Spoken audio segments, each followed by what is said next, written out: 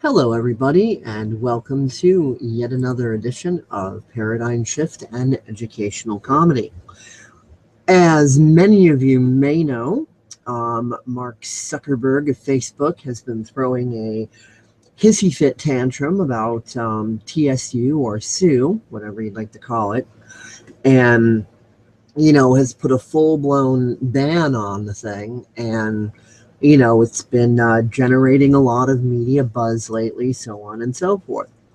Now, most of the articles that I have encountered about it give what, in my opinion, is the correct version of events.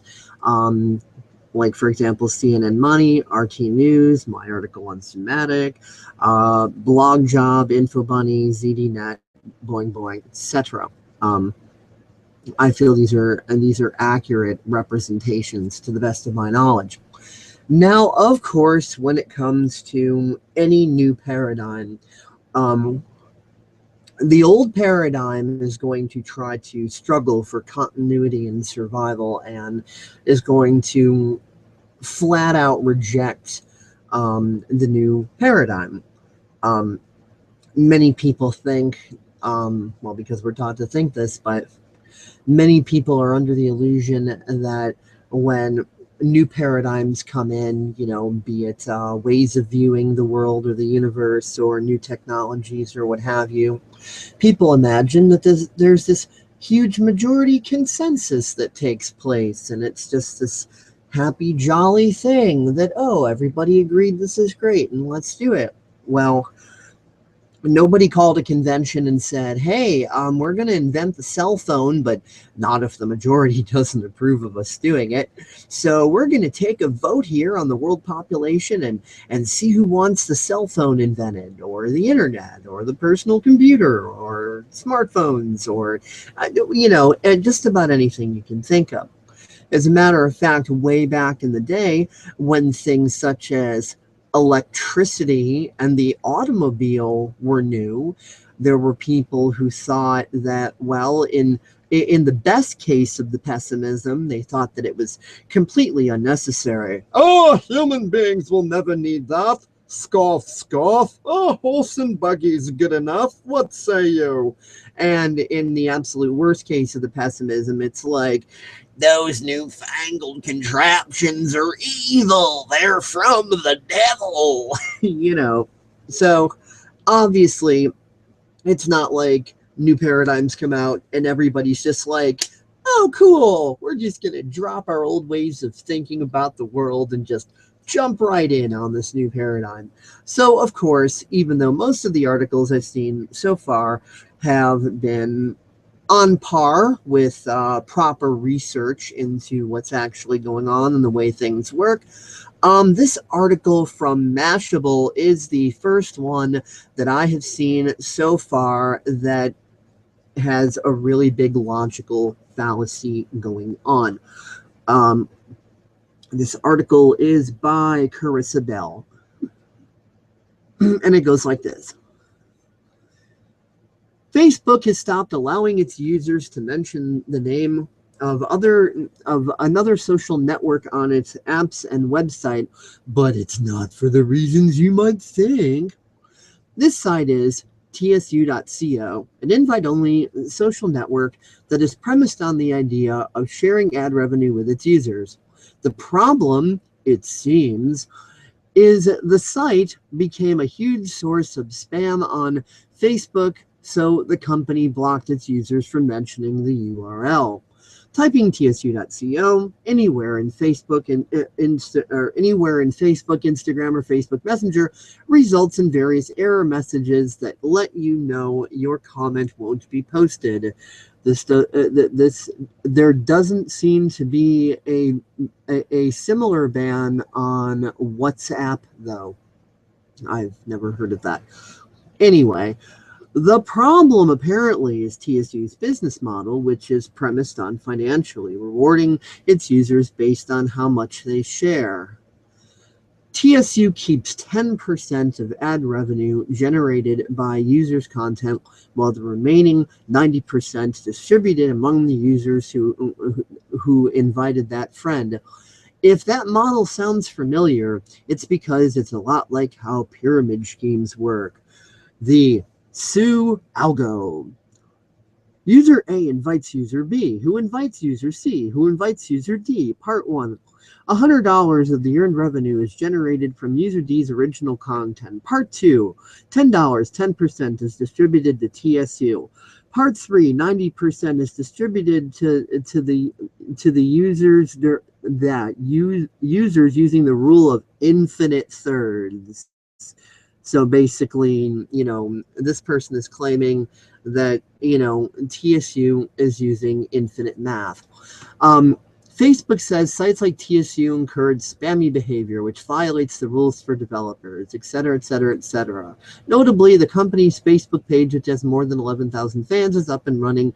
URLs posted their link back in the page itself rather than the company website, etc., etc., etc. Okay. First of all, TSU or SU does not use infinite math. All it's doing is dividing the dollar. And it divides it into 4 parts. The first part is obviously that before mentioned 10%. Or sorry, was it 5 parts? Anyway, it's divided by a few users, and then, the 10%, like they mentioned, goes to TSU. But the buck does stop. It's simply a division of the dollar. That's it. So it's no more a pyramid scheme than cutting up a pie. Now, I looked up some graphics on how pyramid schemes work. You can see the math there: 636, 216, 1,296, etc., etc., etc., till it gets to more than the U.S. population, going down until it gets to more than the world population. The other graph here is you send me $5, have 5 of your friends send me $5, have each of your friends get 5 more friends to send me $5. Uncle Brian gets rich quick. This is completely not at all the model that TSU works on whatsoever. All TSU does, or SU, whatever you want to call it, it divides up the dollar. It's like cutting up a pie. That's it. Plus, a pyramid is a top-down structure. When you have people add themselves under you, and other people, add more people, and so on and so on, what it actually forms is a family tree of sorts. They even call it, child and parent and, similar terminology like that. Where the hell did I put my TSU or SU tab here? I had it right along here somewhere. Okay, I'll just open up a new one so that I can give you a little quick demonstration here.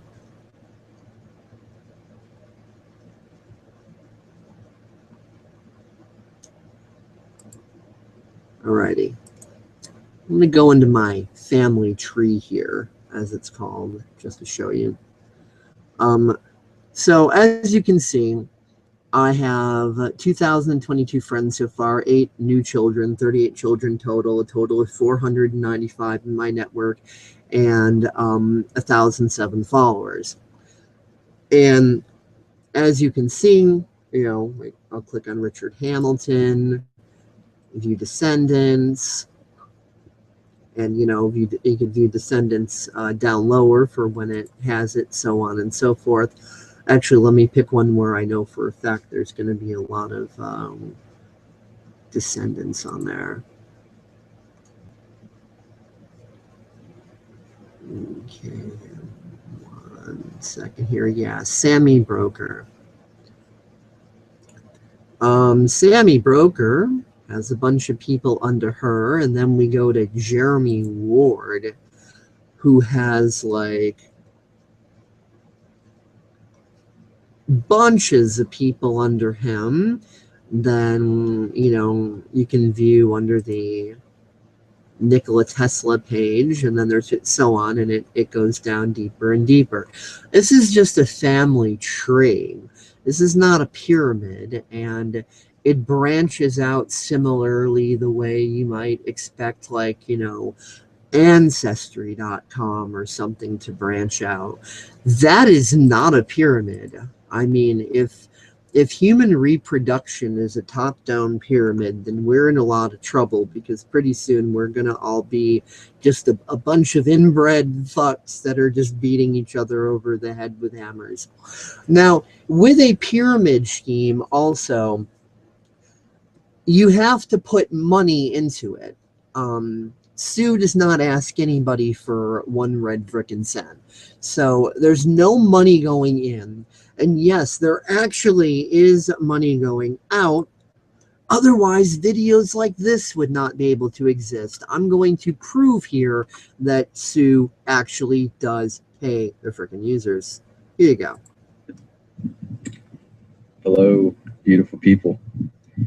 Just finished up a big bowl of delicious guacamole, and I discovered this came today. It's an envelope from 379 West Broadway, New York, New York. I have a feeling it's a check, but there's also this round object in the envelope as well. So I'm not really sure what that could be. So let's find out.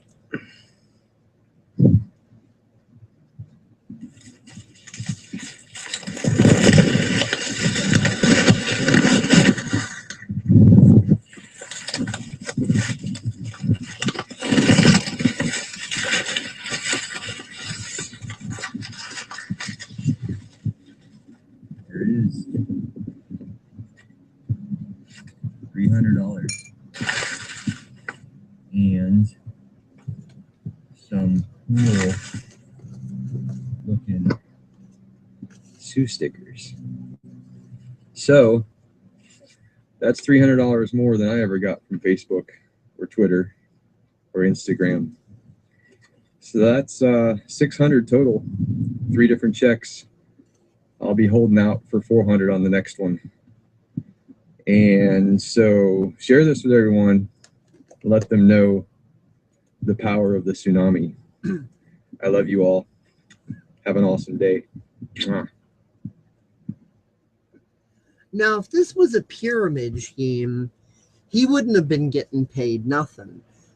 You would have seen the typical pyramid scheme effect, where only the people at the top, and in this case, if Sue was a pyramid scheme, obviously Sue itself would be up at the top.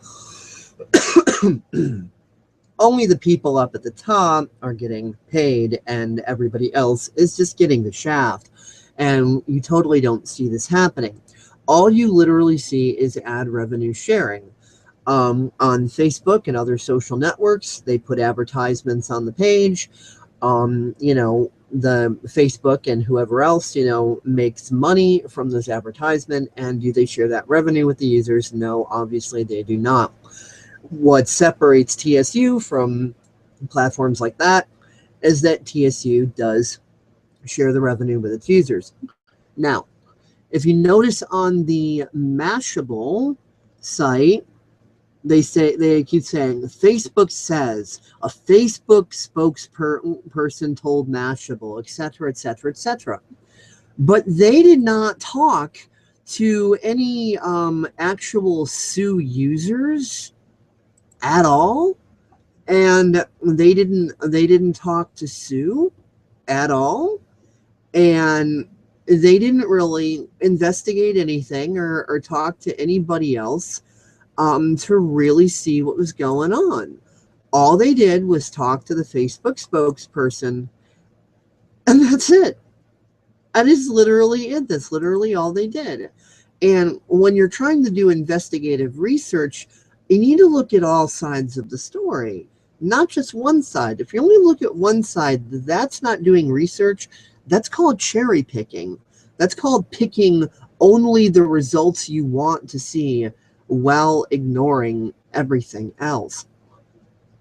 And so I also want to look at some of the other articles. And of course, I posted this big one that I made on DeviantArt, why Facebook is terrified, and I have a whole bunch of other different videos and things like that. And I also linked to all these other different sorts of articles. Now, one common denominator here with all of this is that when Zuckerberg threw his hissy fit, what he did was any pictures, video, posts, whatever, that had a TSU.co link in it, he totally nuked out that content. Now, according to the normal Facebook policy, when sites are blocked, and I've seen this time and time and time again, and this is completely normal, when they block a link, they just block a link.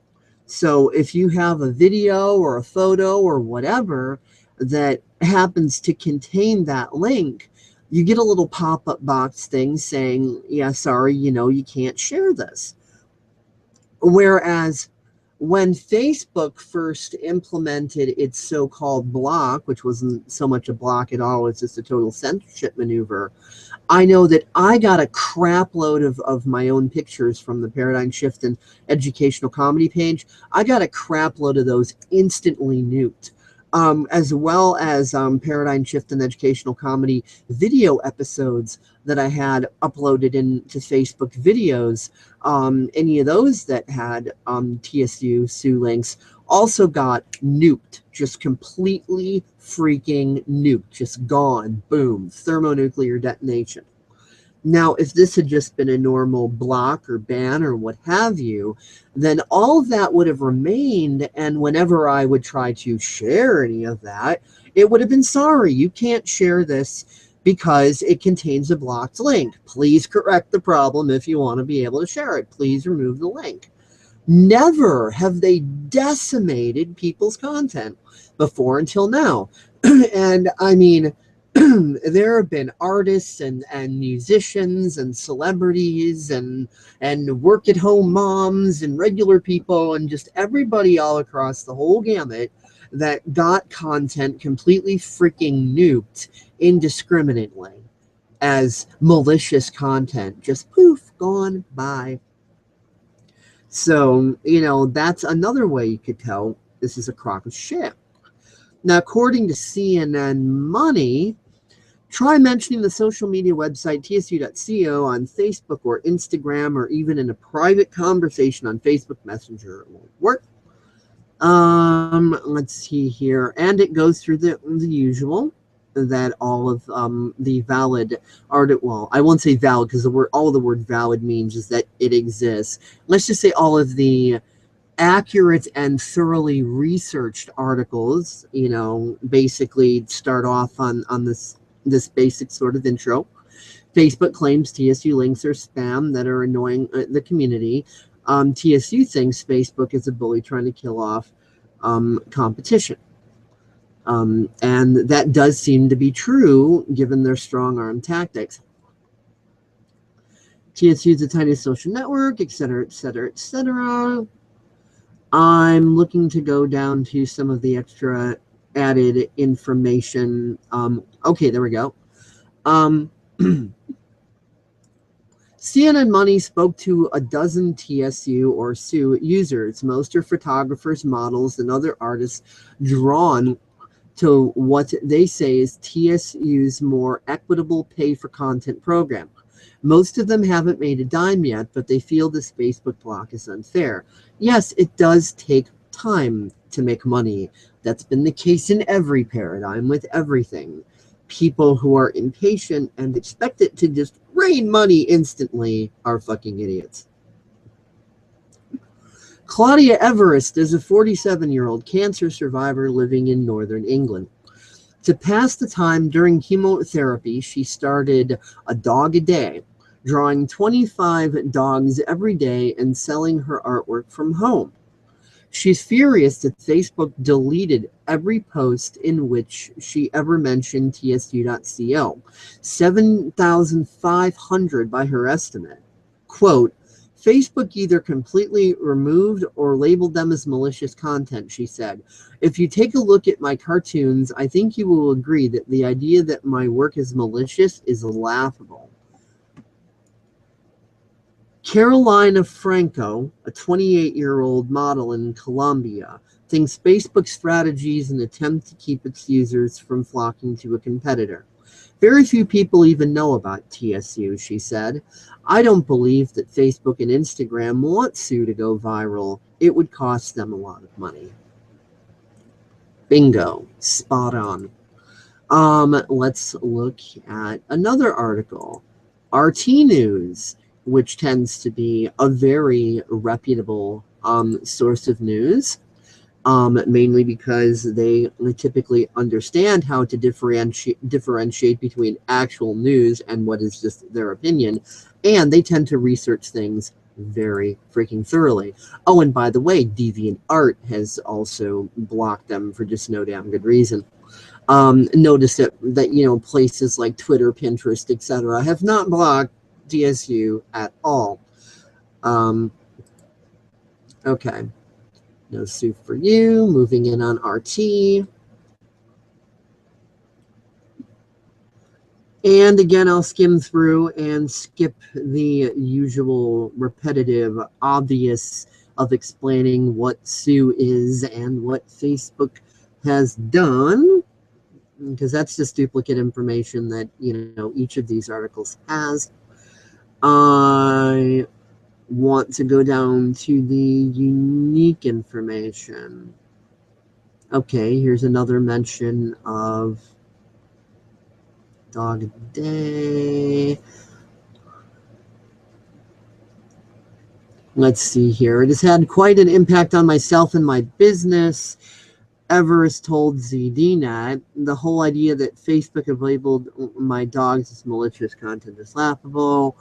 On a larger scale, rapper 50 Cent, who has more than 38 million likes on his Facebook profile page and 131,000 TSU followers, posted a video on his Facebook page in July that included a direct link to access the video on Sue.co. That post was one of many Sue-related posts deleted by Facebook.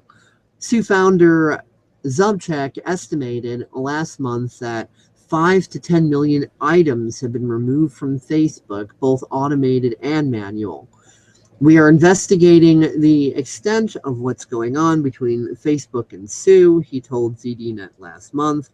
We have contacted them, but they have not responded from any of the 3 platforms which have removed any historical mentions of Sue. We encourage users to see if any content has been deleted and to contact these platforms to find out why their content has been censored, so on and so on. So you could see there is actually some investigative journalism going on. The news sites that are being equitable are asking for the details from all of the different sides of the story. They're looking to Facebook for information. They're looking to Sue for information.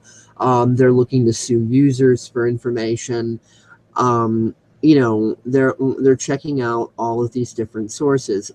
And I will say that the rest of the articles here that I've listed, pretty much have the same basic data and pretty much come to the same basic conclusions, phrased in all different ways, various people talk to, so on and so forth. So these articles that I'm posting here in my main article on DeviantArt, these are just me keeping track of which blogs have actually bothered doing some investigative research, whereas I'm obviously not going to list Mashable's mashing of the facts using logical fallacy, but because I don't want to cherry pick data either, hence why I'm making this video, to where you can see the Mashable post, you can see what they've done, you know, and I'm cross-referencing to other things and explaining things thoroughly. So I don't feel that hiding the opposition's opinions is any better than, you know, Facebook trying to censor the crap out of everybody. So I'm not going to be a hypocrite and implement a double standard. So obviously, this list is a listing of what I feel is well-compiled research data. But again, I do think that it is fair to, you know, mention the sites that go into these logical fallacies and explain why I think they are logical fallacies and so on and so forth. Also, I just right quick, I got a thing in my gallery that goes over what is and isn't bad science. I just want to go over that right quick.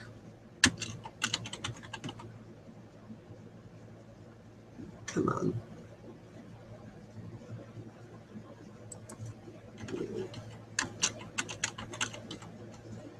I automatically came up in there. As you can see, I referenced that quite a bit. Okay.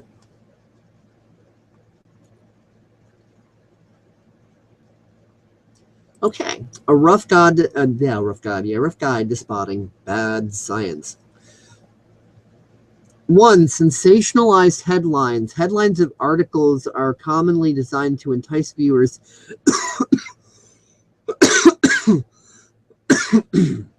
Excuse me. I think my seasonal allergies are kicking in.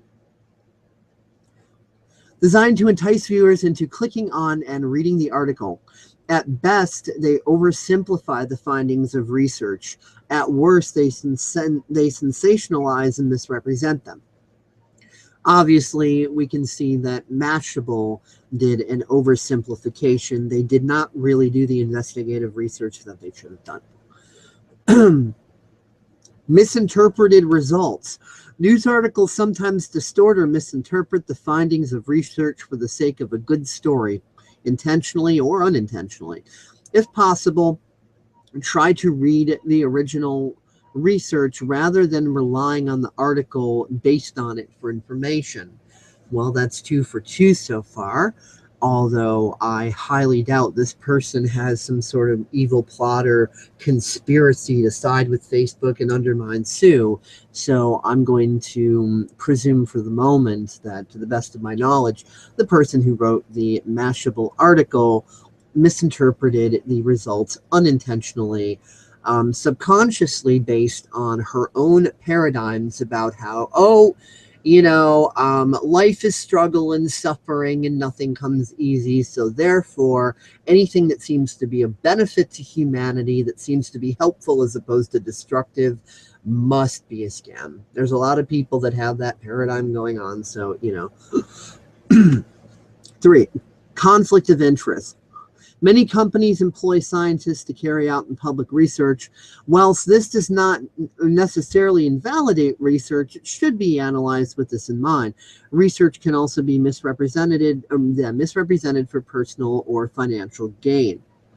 In this case, because it's obviously talking about,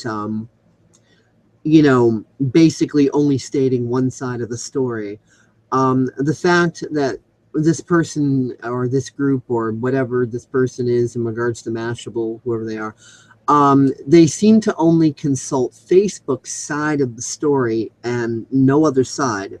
So that definitely falls in conflict of interest. If you're trying to write as factual of an article as possible to give people actual news, then obviously this person is riding the failboat and they did not do that.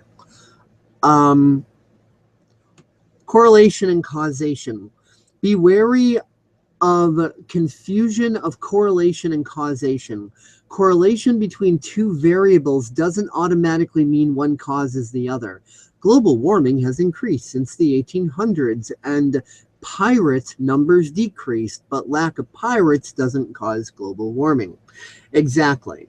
So, she scores on number 4 as well, because she thinks that because there is a revenue sharing system that has a particular structure, and that structure has labeled categories, oh, it must be a pyramid scheme because, well, you're dividing this up and it's invite only, and, and you can have people under you and people under them and so on and so forth. So, because it seems that way, then, it must be a pyramid scheme. So it is that type of assumption. 5, speculative language. Speculations from research are just that, speculation.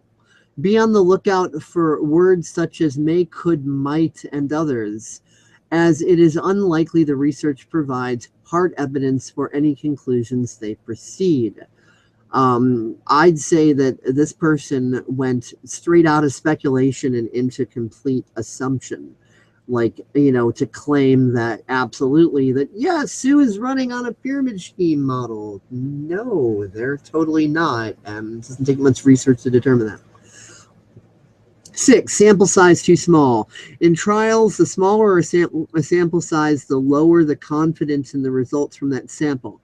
Conclusions drawn should be considered with this in mind, though in some cases small samples are unavoidable. It may be cause for suspicion if a large sample is possible but avoided. Okay, well, in the case of journalistic research, the tiny sample in this case was only talking to Facebook, and that's it. The person who wrote this obviously did not try to ask the opinions of other Sue users. They did not try to get information from Sue themselves. They did not try to get information from any source other than Facebook. So yes, the sample size of the information is way too freaking small. 7, unrepresentative samples. In human trials, researchers will try to select individuals that are representative of a larger population. If the sample is different from the population as a whole, then the conclusions may well also be different. And I think generally, vaguely, you can, kind of in parallel, euphemistically compare it to what was just done here. But I think number 7 is talking more literally, like when, you're talking about how chemicals or herbs affect the body, or, how, material A interfaces with material B or whatever. They're talking about, physical, tangible things. Number 8, no control group used. In clinical trials, okay, again, we'll skip that because, again, they're talking about physical things. They're talking about chemical, mineral, that sort of thing. No blind testing being used. Again, that applies to physical, chemical, mineral, hands-on sort of stuff. 10, cherry-picked results. This involves selecting data from experiments which supports the conclusion of the research whilst ignoring those that do not. If a research paper draws conclusions from a selection of its results, not all, it may be cherry-picking. And that's exactly what this lady did, only looked at the one and only singular source that seemed to, in my opinion, conform to what appear to be her personal views, as opposed to actually doing the research. She appears to be one of those people, again, that thinks, oh, no, it's only valid business if it's misery and suffering and slavery, but you can't actually have a business that helps anybody or works efficiently with equity or in any beneficial way. No, it's got to be the rat race, dog eat dog, blah, blah, blah, blah, blah. A lot of people have that paradigm, and they will defend it in everything they do. 11, unpredictable results. Results should be replicable by independent research and tested over a wide range of conditions. Okay, again, that's talking about, physical, stuff. 12, journals and citations. Research published to major journals will have undergone a review process, but can still be flawed, so should still be evaluated with these points in mind. Similarly, Large numbers of citations do not always indicate that the research is highly regarded. Exactly, which is why I used other data, such as Kevin Hinkle's video here, where he's literally showing that, okay, he got the check in the mail, he's opening up the envelope, so on and so forth. Look, there it is. This video so far appears in absolutely no article that I've seen, but it's a video that I know exists, so I used it. So, that's obviously going in the direction of, looking towards more extended information.